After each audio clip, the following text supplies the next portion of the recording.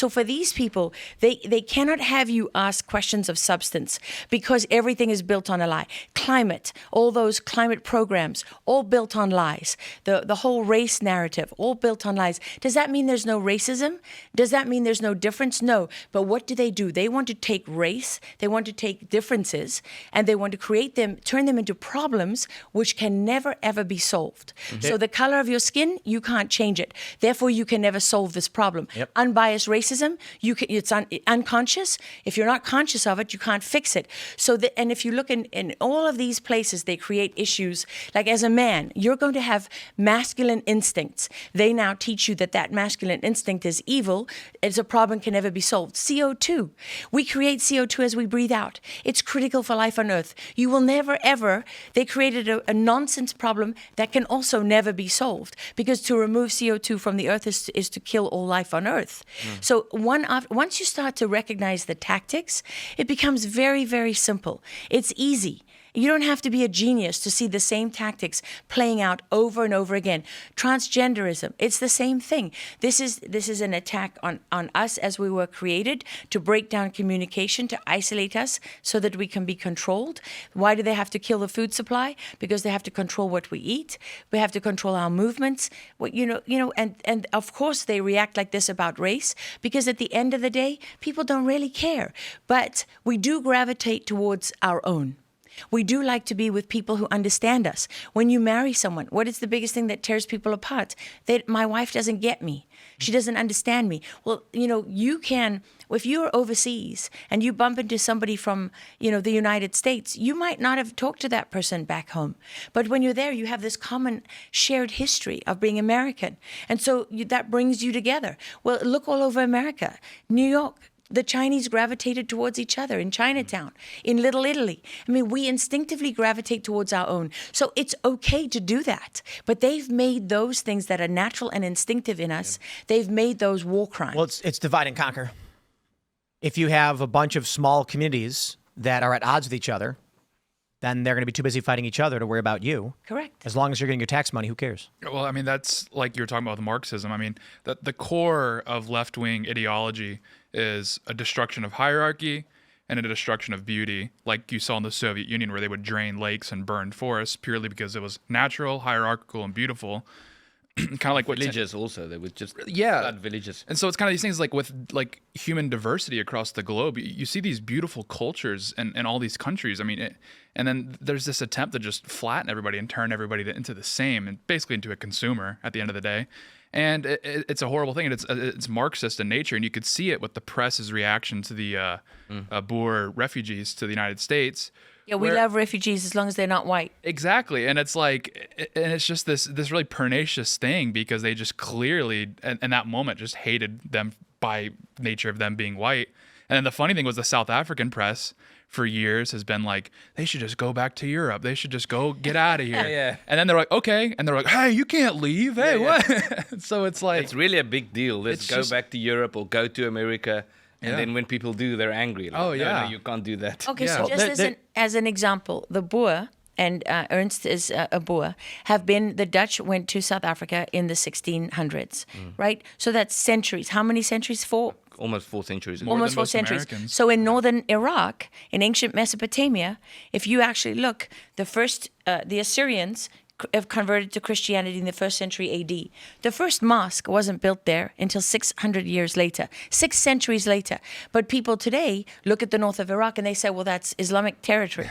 Okay, it belongs to them. So maybe in 200 years, Ernst, if there are any Afrikaners left, maybe then you'll be allowed to say that you're an African. Well, I think they do this thing with specific, it's just the way that it works. The thing with like white people is they try to like discount their claim to anywhere. So if they've just lived somewhere, like my favorite example is when I live in New York City with Bushwick.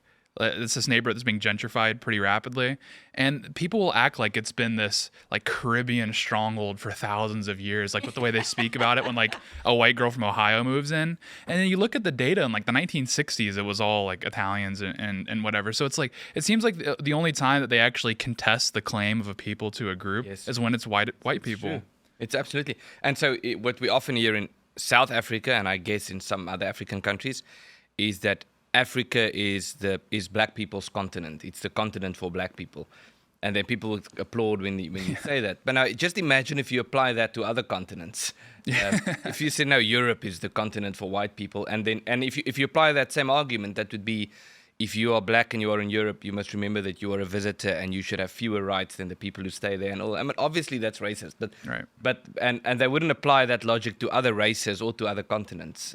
Well, Victor Davis Hanson, I spent time with him at his home in Fresno, and he's been there for generations. His families are descendants of Vikings, and he still lives on the land that his parents he literally lives in the bedroom where his grandmother or his grandfather died, and his parents were born, and one of his parents was born, and things like that. So his family has literally been there from the beginning of this country, and when he was growing up there, it was around 90% white, and now it's more than 90% Hispanic. Yep. So, but then it was not diverse, and now even though it's 95% Hispanic, now it's diverse. Yeah. Because as long as it's not white, Right. then you're diverse. You're okay. Yeah, I mean, it's like you looked at America, there was diversity. You had Southerners, you had New Englanders, the kind of the Puritans, you had, West Coast, you had the Midwest. So it's like, that's diversity still, but it's like diversity only counts if you like look different, I suppose. That's kind of the narrative now. And it's really upsetting. And then also it's just this pursuit of diversity for diversity's sake. And it seems like the goal really is to just destroy all identity that you have and turn you into just a global consumer 100%. citizen. It's exactly it. So there's diversity and diversity is supposed to be a good thing. Diversity is supposed to mean recognize people for when there are differences between people, recognize that, respect that, learn from each other, cooperate. But that's not what the diversity means today. And what's actually happening? I went on a cruise, and they had a stop off in the Bahamas. And so I thought, okay, great, the Bahamas. Well, I'll get off the boat, and everyone, you get off, you get a few hours to go walk around and see what's going on. And I was like, this will be great. Get some like local, I guess what you can call it endemic cuisine or something. Yeah, no, it was Starbucks, Hard Rock Cafe, Gucci, McDonald's, and I was just like, why did I even get off the boat? Yeah. I have this outside my house already. I was in Egypt, McDonald's across the street. Mm-hmm. It is actually terrifying. That Rammstein song, "We're All Living in America." Yeah, yep. The great homogenization. And so I've been to many places, and I've actually had local fare or whatever. I love Sweden's got I think it's called M Burger. I've been there in years, but it was awesome. And they have like a fried cheese, like deep, like huli cheese or whatever it's called. Halloumi, there you go. Japan, of course. That's big in South Africa, by the way. Halloumi cheese on everything. So good. I miss it. Fried on a sandwich with lettuce, tomato. Yeah. But salads, tourist scrambled locations eggs. everywhere has become American corporate pockets. And it makes it much more difficult to try and find real food. I went to Thailand, and I asked my journalist buddy who I went there with, who had lived there for years, I said, let's get real Thai food. And he was like, you don't actually mean Thai food, dude. I said, yes, I actually mean Thai food. I don't mean the sugary, fatty, garbage American version of Thai food. And you know what we ended up eating? Steamed chicken and white rice.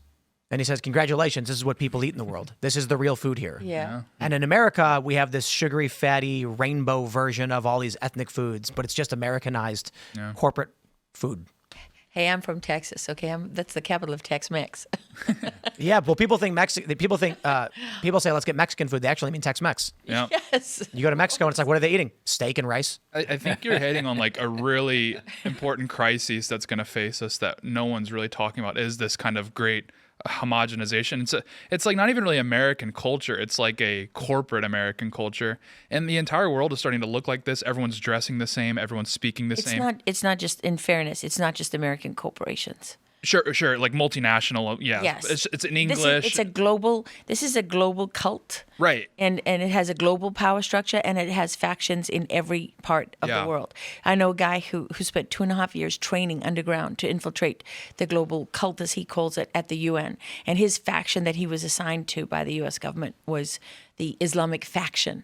So whereas we think, okay, post 9/11, we're at war with, with as they call it, radical Islam, and as we have named it, and in essence, that whole movement is as much about controlling Islamic people as socialism is a system of social control, and so is Marxism, and so on. right? This is happening in every single way, not just in what you eat and what you wear, but also in the United States. It's happening with healthcare. You know, you've got a couple of things like Methodist and other corporations that are buying up all the rural hospitals. You've got companies that are buying up all the like HVAC systems. Whereas if you want to get repair done in your city, you call these different companies and you get exactly the same rates. Why? Because those little mom and pop shops, those little small businesses, they're all gone. And it's the same thing with like suddenly everyone's drinking almonds and almond milk and thinks that there's a health revolution. But what actually happened is almonds have to be farmed to scale. Sure. And so if you look across California, all those family-owned farms and the small farms, they're all being bought up so that you can have these massive, massive farms. And then there's a huge lobbying effort. And then suddenly everyone thinks that they're drinking almond milk or eating almond butter because it's better for you. And we really have no idea if it's better for us. Like oat milk doesn't do anything for you. How do you milk an oat? Nothing. Ask somebody, how much milk is in oats? Ask anyone with a horse. They'll tell you they feed them oats. It's literally junk food. Yeah, it's just starch. That's it. It has nothing in it. And this idea that we're all going to suddenly start eating oats and we're all going to be healthier, that's a lie. I love that meme where it's like, you don't live in a tiny house with overnight oats. You're a peasant in a hut with gruel for breakfast. Literally. Thanks for watching this clip from the Culture War podcast. We're live every Friday, 10 a.m. to noon, so subscribe and come hang out.